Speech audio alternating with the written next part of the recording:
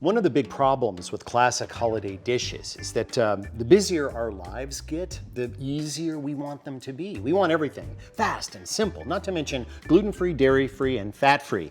If that is what you're after, watch no further, because I'm here for green bean casserole, which when done properly takes time and effort, not to mention gluten, dairy, and fat.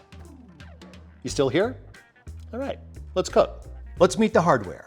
A half-sheet pan with parchment paper, a reliable instant read thermometer, a mandolin-style slicer, a wooden spoon or spatula, a spider for removing fried goodness, and a metal ruler, not required, but recommended. 1 12-inch cast iron skillet, a heavy Dutch oven, this one is enameled cast iron, and a salad spinner, also optional but recommended.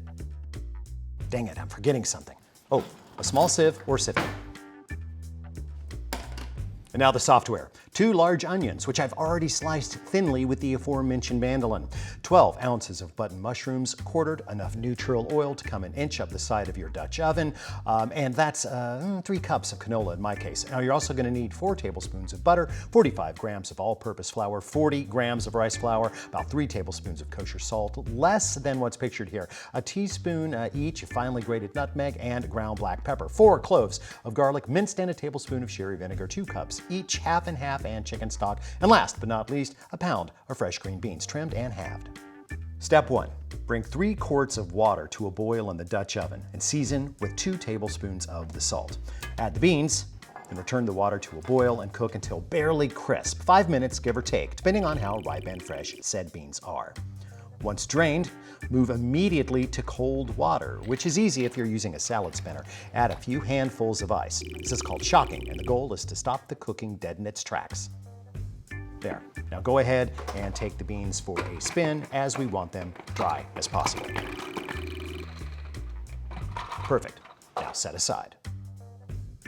Okay, set aside. I see them. Place the Dutch oven back on the cooktop and add the oil. There. Now I like to check with a ruler to make sure that I've got an inch. That's close enough. And then put over medium-high heat. The thermal target is 375.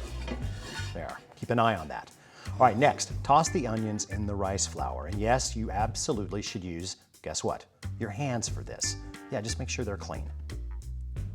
There. Good coverage. When the oil's at temp, and that looks about right, go ahead and cook the onions in 3 batches, each of which will take about 5 minutes to reach a golden brown perfection. Now give them a stir. You can use your spider for this or any of the other tools that you feel like. Well, maybe not the ruler. All right, you want to pull them when they look like this because the next step is burnt and it can happen very, very quickly. There, just dry on the paper towels, or rather drain. And then you'll have something that looks like this, and that's pretty gorgeous. Go ahead and season with just a little bit of the kosher salt. No exact measurement here. Right, next, put your best 12-inch cast iron skillet over medium-high heat and add the butter. And when the butter foams, add the mushrooms along with 2 teaspoons of salt. Hurry up with the salt. And a teaspoon of black pepper, which I know I already showed you is pre-ground, but only because we couldn't fit the pepper mill in the shot. You want to do it this way.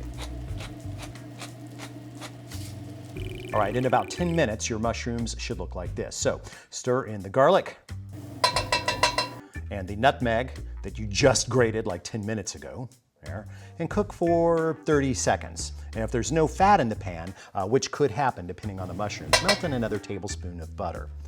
Then once the foaming subsides, sprinkle in the flour. A move the French call sanger, which means sprinkle flour over stuff cooked in fat. All right, and stir that in and cook for 1 minute just to get the rawness out of the flour. There, now stir in the vinegar and the broth, kind of scraping around any stuck bits that might be on the bottom of the pan. There, and when you've got a simmer, which won't take very long, go ahead and add the half and half. We're going to bring that back to a simmer and then reduce the heat to low and continue simmering until the sauce is rather thick. 10 minutes should do the trick. Then stir in half the fried onions. Don't worry, there's still going to be plenty for the top. And then stir in the blanched beans. Then top with the remaining onions. When your oven hits 350, transfer the skillet into the box and bake until the sauce at the sides is bubbling and the top is deep golden brown. It'll take 10 to 15 minutes. Move to a trivet and serve straight from the pan.